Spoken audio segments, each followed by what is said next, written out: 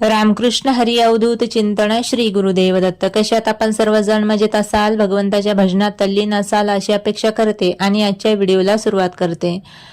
आषाढी एकादशी पासून कार्तिकी एकादशी पर्यंतचा जो काळ आहे त्याला आपण चातुर्मास असं म्हणतो आणि या चातुर्मासामध्ये म्हणजेच या 4 महिन्यामध्ये भगवंताची कृपा प्राप्त होण्यासाठी अनेक प्रकारच्या सेवा करत असतो. तर अत्यंत महत्त्वाची एक सेवा आपल्याला मी या व्हिडिओमध्ये सांगणार आहे, म्हणून हा व्हिडिओ शेवटपर्यंत नक्की पहा. तुळशीला आपल्या हिंदू धर्मामध्ये अनन्यसाधारण असं महत्त्व दिलेलं आहे आणि ती महत्वाची सुद्धा आहे. का तर तुळशीची माळा आपण जर गळ्यात घातली तर भगवान परमात्मा आपल्यावरती प्रसन्न होतात आणि पंढरीचे जे वारकरी आहेत ते तर तुळशीच्या माळेला अनन्यसाधारण असं महत्त्व देतात. म्हणजेच ही काय तर तुलसी माता जी आहे ती भगवंताला अतिशय प्रिय आहे आणि तुलसी मातेची सेवा आपल्याला या 4 महिन्यामध्ये करायची आहे. तुम्ही म्हणाल तुळशीला आम्ही दररोज पाणी घालतो, सेवा करतो, मग आता वेगळी काय सेवा करायची? तर या 4 महिन्यामध्ये तुलसीला आपल्याला वेगळ्या पद्धतीने प्रसन्न करायचं आहे. म्हणजेच काय, 4 महिने तुलसी मातेची अशा पद्धतीची जर आपण सेवा केली तर आपल्यावर नक्कीच भगवंताची कृपा होईल. तर ती सेवा कशी आहे जाणून घेऊया.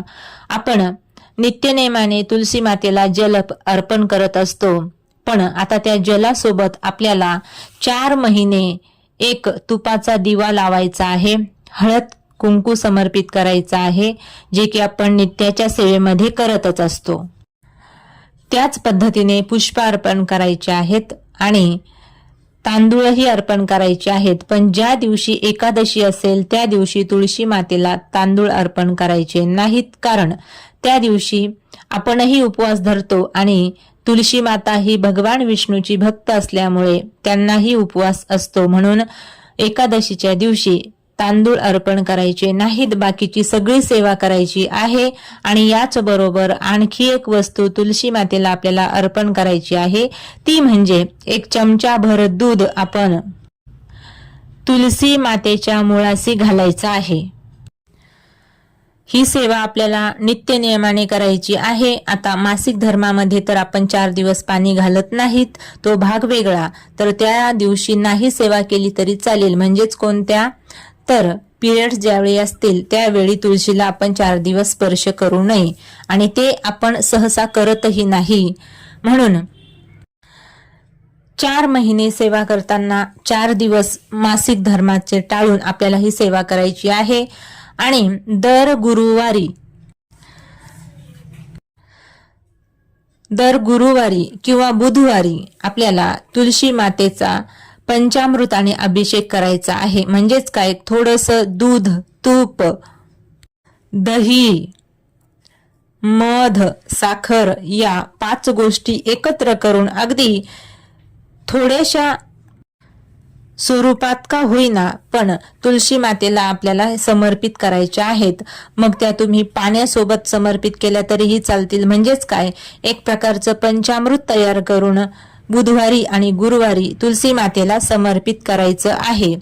त्याचबरोबर आपण तुळशी मातेच्या समोर जो शाळीग्राम ठेवलेला आहे त्यालाही पंचामृताने स्नान घालायचे आहे. म्हणजेच काय, तुळशी मातेची आणि भगवान विष्णूची सेवा आपण या दिवसात करणार आहोत.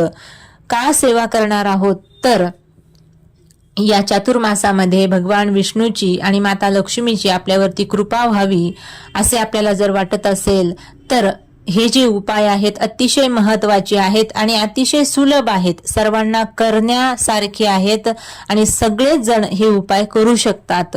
म्हणून अशा पद्धतीची सेवा जर तुळशी मातेची आपण केली,